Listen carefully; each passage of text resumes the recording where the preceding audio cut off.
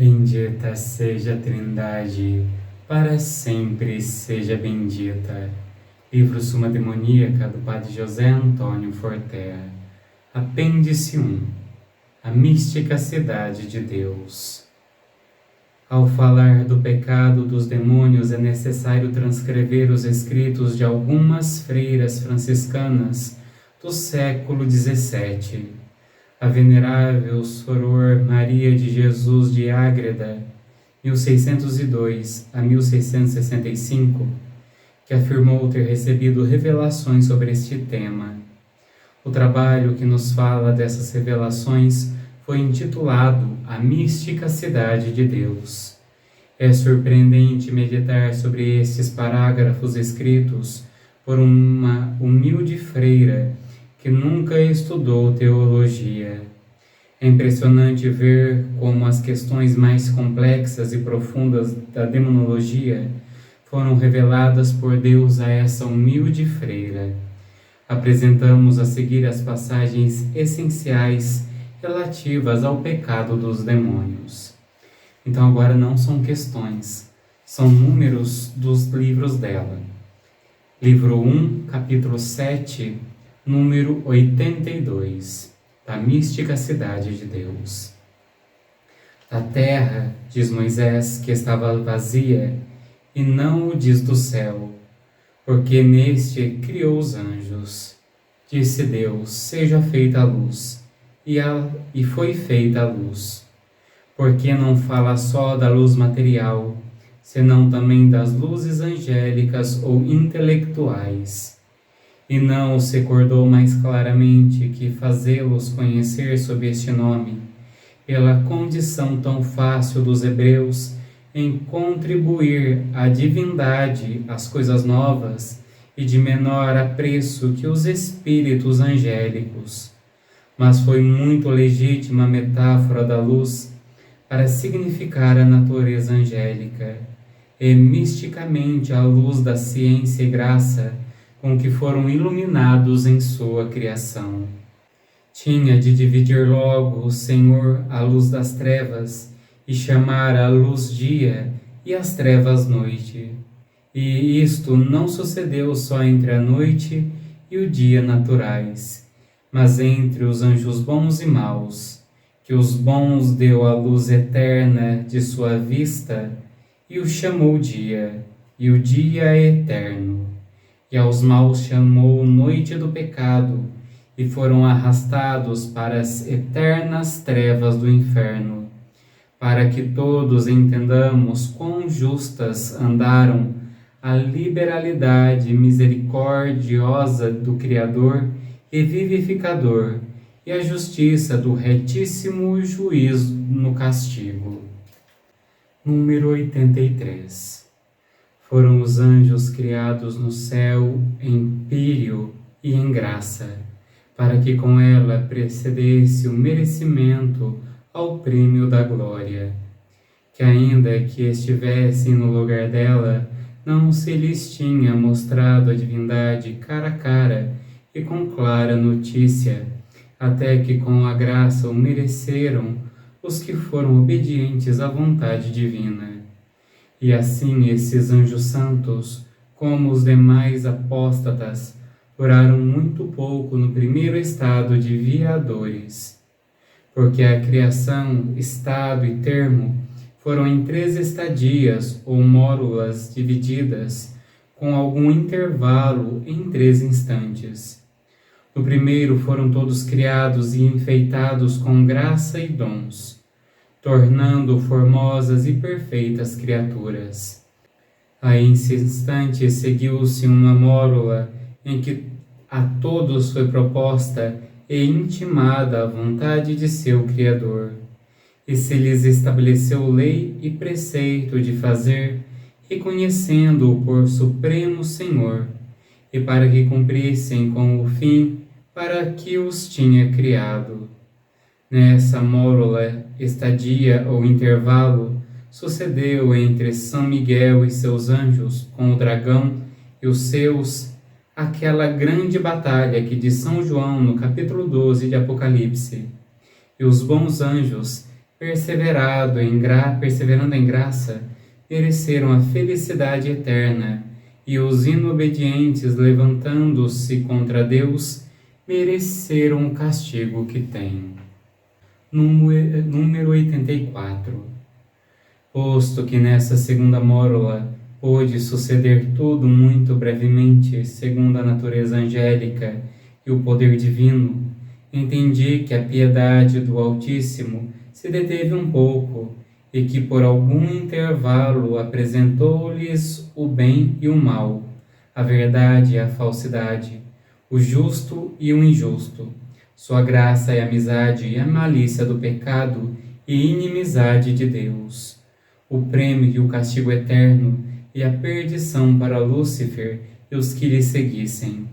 E sua majestade mostrou-lhes o inferno e suas penas, e eles viram tudo que em sua natureza tão superior e excelente todas as coisas se podem ver, como elas em si mesmas sendo criadas e limitadas, de sorte que, antes de cair da graça, viram claramente o lugar do castigo, e embora não conhecessem por esse modo o prêmio da glória, tiveram dela outro conhecimento, e a promessa manifesta e expressa do Senhor, com que o Altíssimo justificou sua causa e agiu com suma equidade e retidão.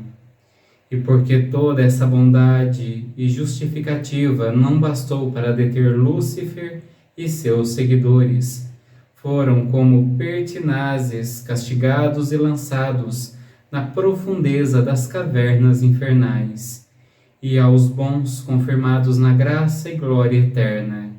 E isto tudo foi no terceiro instante, em que se conheceu de fato que nenhuma criatura, exceto Deus, é impecável por natureza. Número 85. Segundo a má inclinação que então teve Lúcifer, acometeu o desordenadíssimo amor por si mesmo, e passou a ver-se com maiores dons e formosura de natureza e graça que os outros anjos inferiores. Neste conhecimento deteve-se demasiado, e o agrado que teve de si mesmo retardou-lhe e o entibiou no agradecimento que devia a Deus, como a causa única de tudo o que tinha recebido. E voltando-se a remirar, deleitando-se novamente de sua formosura e graça, passou a atribuí-las e amá-las como suas. E esse amor próprio desmedido não só o fez engrandecer-se com o que tinha recebido de outra virtude superior, como também o forçou a invejar e cobiçar outros dons e excelências alheias que não tinha. E porque não as pôde conseguir, concebeu ódio mortal e indignação contra Deus, que do nada o tinha criado, e contra todas as suas criaturas. Questão número 86. Daqui se originaram a desobediência, presunção, injustiça, infidelidade, blasfêmia e quase uma espécie de idolatria, porque desejou para si a adoração e reverência devidas a Deus. Blasfemou de sua divina grandeza e santidade, faltou a fé e lealdade que devia, pretendeu destruir todas as criaturas e presumiu que poderiam tudo isto e bem mais. E assim sempre sua soberba sobe e persevera, embora sua arrogância seja maior do que sua fortaleza, porque nessa não pode crescer, e no pecado um abismo chama o outro abismo. O primeiro anjo que pecou foi Lúcifer, como consta do capítulo 14 de Isaías, e esse induziu a outros a que lhe seguissem, e assim se chama príncipe dos demônios, não por natureza, que por ela não pôde ter esse título, senão pela culpa. E os que pecaram não foram de uma só ordem ou hierarquia, pois de todas caíram muitos. Número 87. E para manifestar como se tem mostrado Que honra e excelência foram o que com soberba apeteceu e causou inveja a Lúcifer. Advirto que, como nas obras de Deus há equidade, peso e medida, antes que os anjos se pudessem inclinar a diversos fins, determinou sua providência lhes manifestar, imediatamente após sua criação, o fim para que os tinha criado de natureza tão elevada e excelente. E de tudo isso tiveram ilustração dessa maneira. Em primeiro lugar, tiveram conhecimento muito expresso do ser de Deus, uno em substância e trino em pessoas, e receberam ordem de que os adorassem e revivessem como seu Criador e sumo Senhor, infinito em seu ser e com alguma diferença, porque os anjos bons obedeceram por amor e justiça, rendendo o seu afeto de boa vontade, admitindo e crendo que estava nas suas forças e obedecendo com alegria. Mas Lúcifer rendeu-se por padecer-lhe ser impossível o contrário, e não o fez com caridade perfeita, porque dividiu a vontade em si mesmo e na verdade infalível do Senhor. E isto fez com que o mandato se lhe tornasse algo violento e dificultoso, e não o comprimiu com afeto cheio de amor e justiça. E assim se dispôs para não perseverar nele, e embora não lhe tivesse a graça essa frouxidão e tibieza, em fazer estes primeiros atos com dificuldade, começava aqui a sua má disposição, porque sofreu alguma debilidade e fraqueza na virtude e espírito, e sua formosura não resplandeceu como deveria. E a meu parecer, o efeito que fez em Lúcifer essa frouxidão e dificuldade foi semelhante ao que faz na alma um pecado venial advertido. Mas não afirmo que pecou venial nem mortalmente então, porque cumpriu o mandato de Deus. Mas foi remisso e imperfeito esse cumprimento, mais por o compelir à força da razão do que por amor e vontade de obedecer, e assim se dispôs a cair. Número 88. Em segundo lugar, manifestou-lhes Deus tinha de criar uma natureza humana e criaturas racionais inferiores, para que amassem, temessem e reverenciassem a Deus como a seu autor e bem eterno, e que a essa natureza tinha de favorecer muito, e que a segunda pessoa da mesma Trindade Santíssima se tinha de humanizar e se fazer homem, elevar a natureza humana à união hipostática e pessoa divina, e que aquele suposto homem e Deus tinham de reconhecer por cabeça não só enquanto Deus, mas também enquanto homem, e lhe tinham de reverenciar e adorar, e que os próprios anjos tinham de ser inferiores em dignidade e graças, e seus servos, e deu-lhes compreensão da conveniência e equidade, justiça e razão que havia nisto, porque a aceitação dos merecimentos previstos daquele homem e Deus tinha-lhes merecido a graça que possuíam e a glória que possuiriam, e que para a glória dele próprio tinham sido criados eles e todas as outras criaturas se-lo-iam, porque a todos tinha de ser superior, e todas as que fossem capazes de conhecer e gozar de Deus tinham de ser povo e membros daquela cabeça, para reconhecer-lhe e reverenciar-lhe, e de tudo isto deu logo mandato aos anjos. Número 89.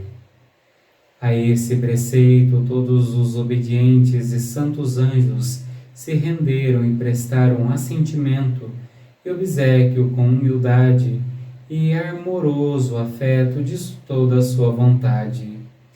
Mas Lúcifer, com soberba e inveja, resistiu e provocou aos anjos, seus seguidores, para que fizessem o mesmo, como de fato fizeram, seguindo a ele e desobedecendo ao divino mandamento, persuadindo-lhes o mau príncipe que seria sua cabeça e que teria um principado independente e separado de Cristo. Tanta cegueira pôde causar no anjo a inveja e a soberba, e um afeto tão desordenado que fosse causa e contágio para transmitir a tantos o pecado. Número 90. Foi aqui a grande batalha que São João diz ter acontecido no céu, porque os anjos obedientes e santos, com ardente zelo de defender a glória do Altíssimo e a honra do previsto Verbo encarnado, pediram licença e como beneplácito ao Senhor para resistir e contradizer o dragão. E lhes foi concedida essa permissão. Mas nisso sucedeu outro mistério. Quando se determinou a todos os anjos que tinham de obedecer ao Verbo encarnado, foi-lhes imposto um terceiro mandato, de que tinham de ter simultaneamente por superior a uma mulher, em cujas entranhas tomaria carne humana esse unigênito do Pai, e que essa mulher tinha de ser sua rainha e de todas as criaturas, e que se tinha de distinguir e sobressair a todas, angélicas e humanas, nos dons de graça e glória. Os anjos bons, por obedecerem a esse mandato do Senhor, adiantaram e agradeceram sua humildade, e com ela aceitaram e louvaram o poder e os sacramentos do Altíssimo.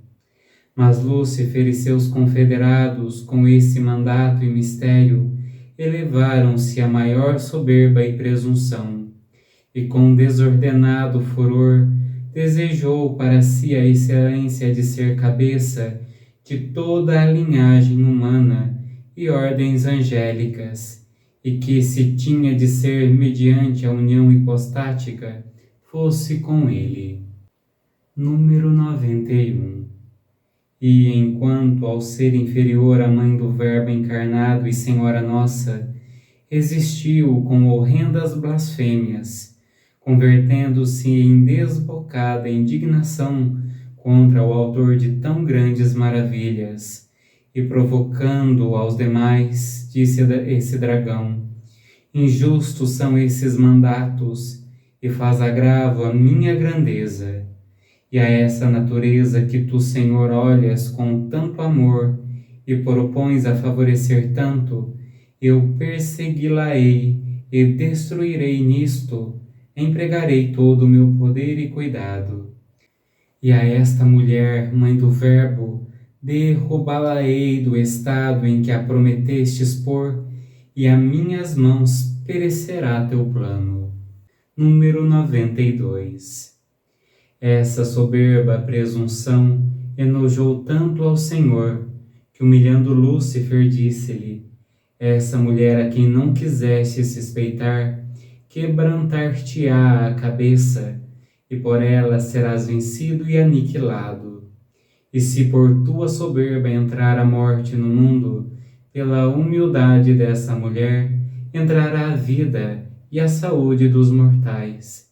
E de sua natureza e espécie desses dois gozarão o prêmio e coroas que tu e teus seguidores perdestes.